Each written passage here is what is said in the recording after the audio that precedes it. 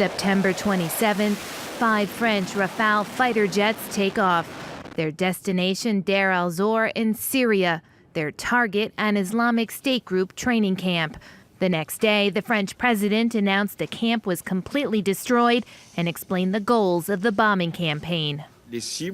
It's targets that correspond to training centers or places where we are aware that the Islamic State terrorist group is threatening the security or could threaten the security of our country or undertake terror attacks.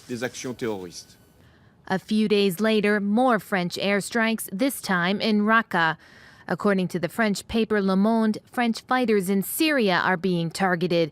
In particular, this man, Salim Ben Ghalem, who's known as an executioner of the Islamic State group. Reconnaissance flights carried out over several weeks along with U.S. intelligence information helped locate the Frenchman. The Prime Minister justified the airstrikes.